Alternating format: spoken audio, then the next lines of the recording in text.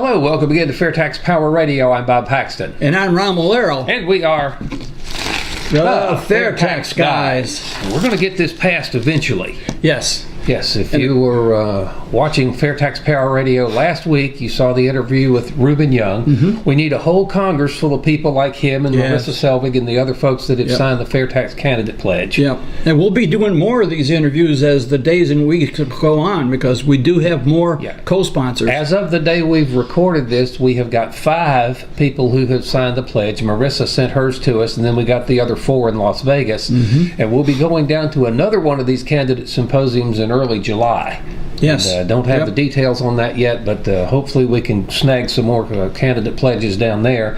And we are offering every candidate who has signed the pledge an opportunity to, do a quick interview here on FairTax Power Radio. So far, Marissa and Reuben have taken us up on that. I expect the rest of them to do it as well. Yep, I think so.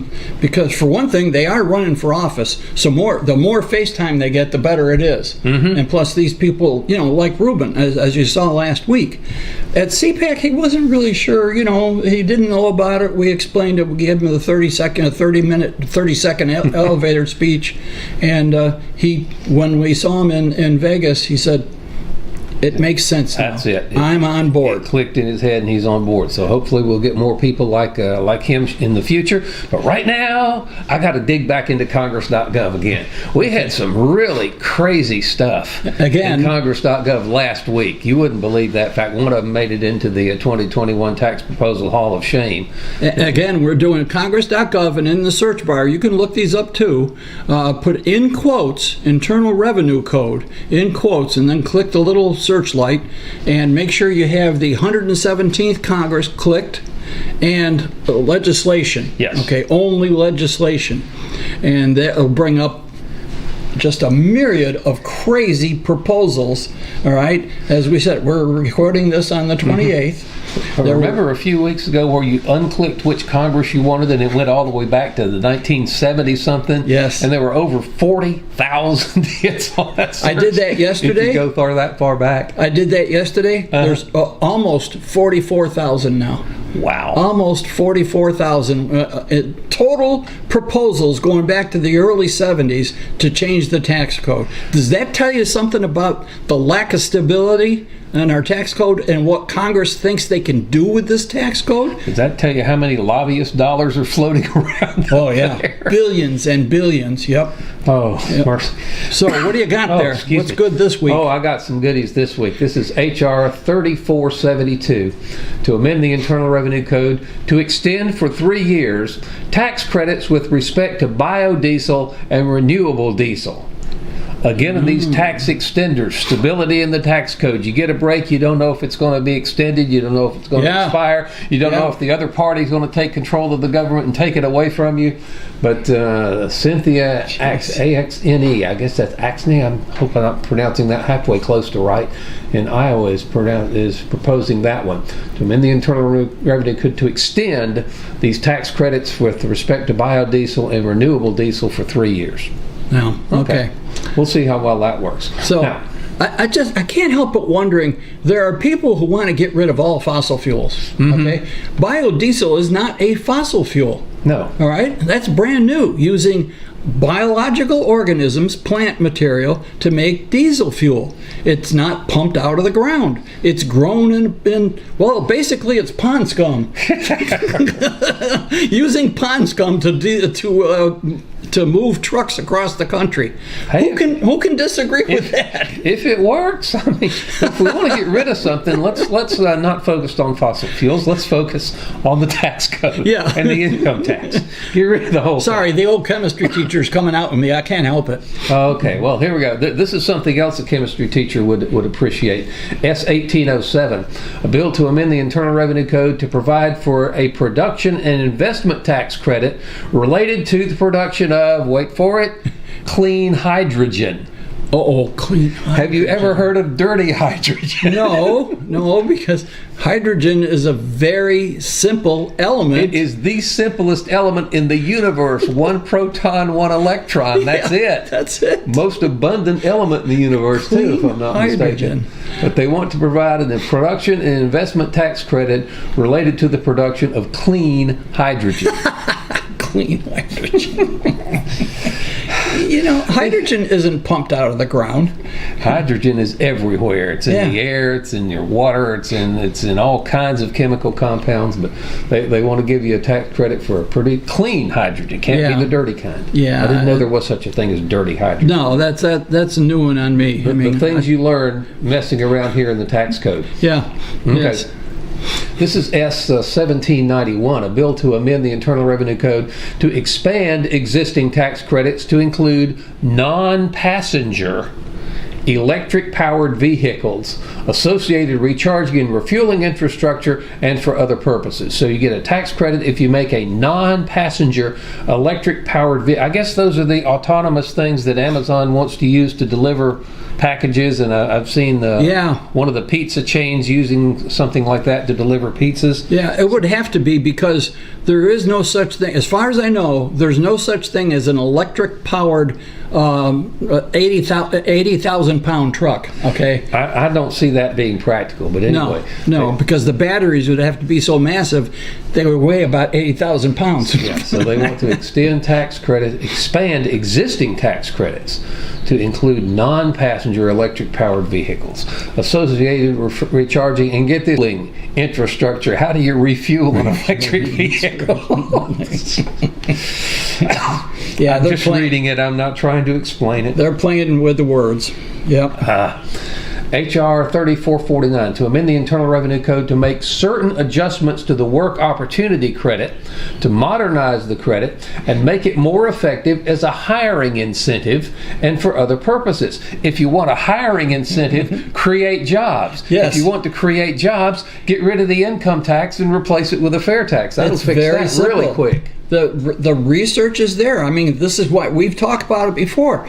The FairTax has over $20 million worth of research, and some of that research shows that it will really invigorate the economy and create millions of jobs. Yeah, we've heard several studies that say you'd light off 10, 11, double-digit percentage GDP growth. We're doing really good to get 4% under the income tax. We're talking about 3 times the economic growth with the fair tax instead of the income tax. Why don't they do that? We would be begging for legal immigrants to come into this country to fill those positions. So if you want a hiring incentive, pass the fair tax. One more, H.R. 3440, to amend the Internal Revenue Code to provide a tax credit for sustainable aviation fuel. Sustainable. So they were talking about biodiesel earlier. I guess they consider that a sustainable fuel of some kind. So now they want to figure out how to run airplanes on sustainable aviation fuel. In other words, going to cultivate more pond scum and make it into aviation fuel. Well, of course, the beauty of a turbine engine is it can burn. It can use just about anything that burns as fuel. Okay. Yeah. So, of course, if you're talking about the small aviation piston engines, that might be a little different. But you can burn anything in a turbine. Yeah. Huh. That's interesting. I did not know that. So that's it, to amend the Internal Revenue Code to provide a tax credit for sustainable aviation fuel. That's interesting. And for other purposes. All right. So if you're going to fly from Los Angeles to New York, you'll load up on pond scum before you leave. And hopefully that takes off. You can't make this stuff up. It is right there on congress.gov if you want to look at it. Just type Internal Revenue Code into the search bar. Make sure you're looking at legislation in the current Congress. As of the day we're recording this, May 28th, you got 676 hits on that search. Yeah. And the reason we do this every week is to reinforce the concept that with the income tax, Congress has an insatiable appetite for using the tax code to modify just about anything in America. They're using the tax code as a tool, sometimes as a weapon, all right, to bring about certain behaviors in American citizens that they think is necessary, because the American citizens apparently are not smart enough to do it on their own. I still say if your tax code contains the definition of municipal solid waste, it needs to be yanked out by the roots and replaced with a fair tax. Yes, and recycled. Absolutely. Well, we will get into more craziness into Congress.gov. I can't wait to see what they'll come up with next week on FairTax Power Radio. I'm sure it will be equally crazy to some of the stuff that they've had here. And I say we're already accumulating a 2021 tax proposal hall of shame. I think I've got about 8 or 9 entries in it already. We'll go over that again at the end of the year when we do our wrapping up the year kind of thing. But that's good. But right now we want to move on. Over the past several weeks here on FairTax Power Radio, we have been focusing on the candidates who have signed the FairTax Candidate Pledge. We've been mentioning folks like Marissa Selvig and Reuben Young, and let's see, Willie Montague is another one. I'm trying to remember all their names off the top of my head. Jared Sessler was one. And you're taxing this old guy's memory too. But there's one more. I think that's the one from Arizona that his name Jared. No, Jared's from Washington. Right. Okay. What was his name? Alex or something that was in Arizona. Yes, and I apologize. I can't remember the name right now. Sorry, I went down the wrong rabbit hole here. But we're talking. It is important that candidates sign the pledge. And if you can get your candidate, of course, it's still way early in the election cycle, which is why I'm kind of pleasantly surprised we've got as many candidate pledges at this stage in the election cycle as we got. That's what impressed me. These folks know that they're up against an establishment, okay? And they also realize the fair tax is a winning issue. So these candidates, next year it's over. It's like 18 months before the election. Well, they're getting into it now. That speaks to how long our election cycle, they're just perpetual. There's no off season for elections. As soon as one election's over, the next cycle starts the very next day. Oh, it does, yeah. Especially for the people in the House of Representatives, because they only serve for 2 years. Yeah, and I'm sure that's a function of having these 24-hour cable news networks that have nothing else to talk about all day. Anyway, but again, we're certainly thankful for the candidates who have signed the pledge. But think about it. What are these candidates who are signing the pledge pledging to do? Yeah, they're pledging to support and co-sponsor and support the fair tax should they be elected. All right, and that's what we want them to do. Okay, keyword, co-sponsor. Yes. If we're going to show some love to the candidates who are signing the pledge, let's recognize and point out the people who are doing what the pledge says that they're going to do. Let's look at the actual current co-sponsors. Right. Oh, and Miss Producer says that's Alex Stovall is the other person that signed the pledge. Thank you. Thank you very much. Yeah, we don't want to slight anybody, but sometimes an old man's memory is not what it especially when you go off in a direction that you really weren't planning to go there. But Jim Bennett, we talk about him occasionally here on FairTax Power Radio, writes the weekly Grassroots Corner. Yep. He published a Grassroots Corner in the middle of March 15th was the actual day, if you want to go back and look at it. It was talking about getting our co-sponsors back. The Ides of March. And he was saying that in that article, he said that at that time when the article was published, 34 co-sponsors for the fair tax in the 116th Congress. Right. Of those 34, 10 retired. 24 came back to the 117th Congress. And of those 24 returnees, as of the time this was written, 15 had re-signed on as co-sponsors, leaving only 9 that were there and co-sponsored last Congress but had not co-sponsored so far in this year. We want to update that a little bit. Okay, all right. Of that list of 9 co-sponsors that had carried over but had not signed on yet, 6 of them have now come on board. Oh, okay. Yeah, Representative Jim Banks of Indiana, he signed on the 9th of March. Good. Gus Bilirakis here in Florida co-sponsored 2 days later on the 11th. Okay. John Carter of Texas, he signed on the 26th of April. All right. Thomas Massey from Kentucky on the 3-9, March 9th. Ditto for Gary Palmer of Alabama on 3-9. And we mentioned here a couple of weeks ago, Don Young, Alaska. He signed on the 13th of May, just a couple of weeks ago. So of the 9 co-sponsors that had not signed on as co-sponsors in the new Congress, as of the time Jim Bennett's article was written, 6 have come on board. That means we've still got 3. Okay, who are they? That we need to work with. So if you're in Tennessee District 4, Representative Scott, I'm guessing on the pronunciation here, Desjarlais, Desjarlais.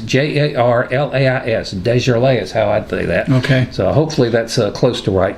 He sponsored last Congress and has not come on board yet. Tom Emmer of Minnesota, District 6, and Robert Whitman in Virginia, District 1.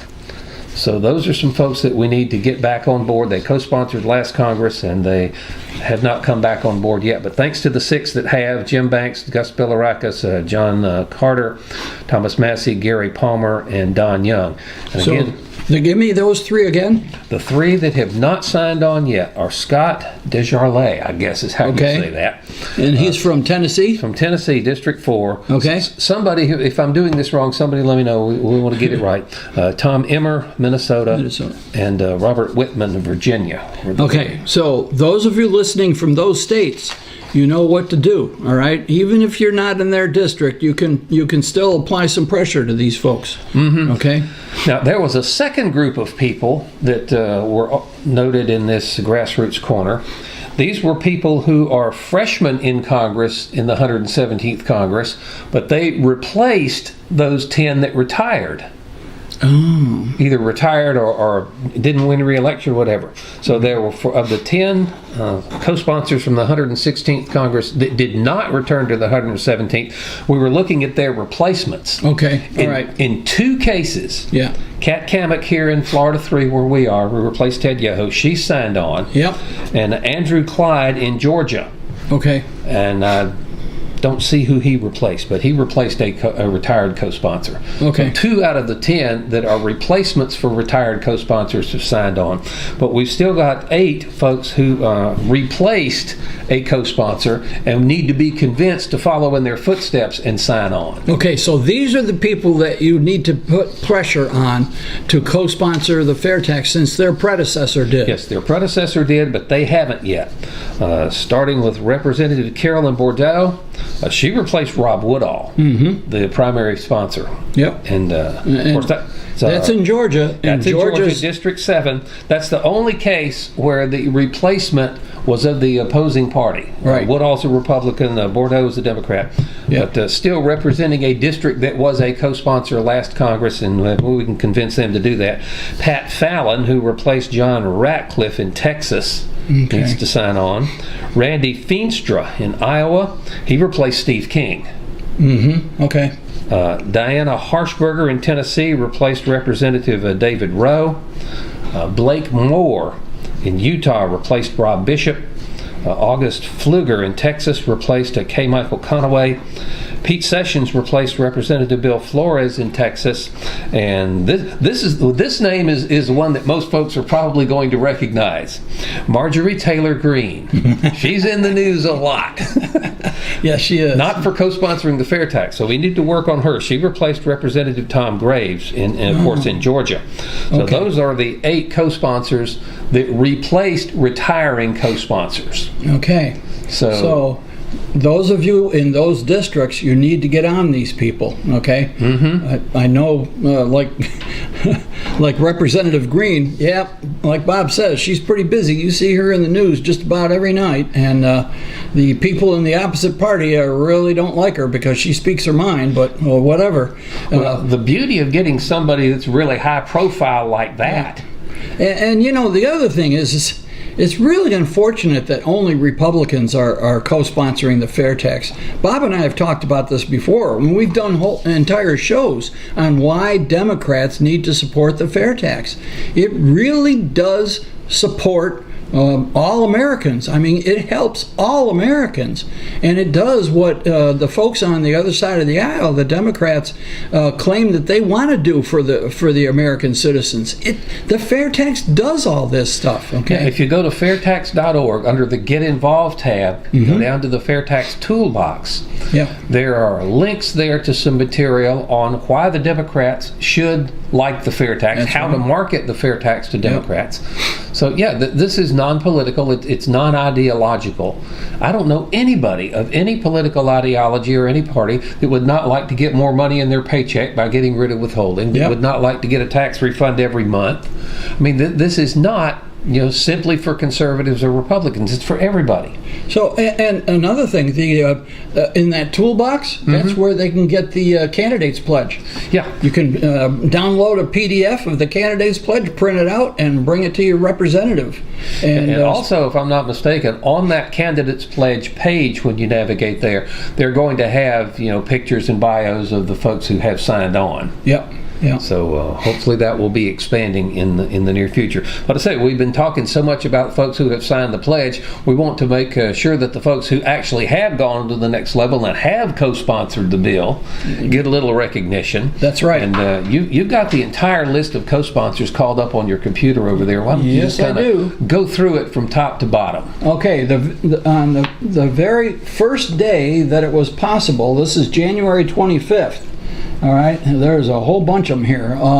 Jody Heiss from Georgia, all right, Georgia 10. Matt Getz, Florida 1. Jeff Duncan, South Carolina 3.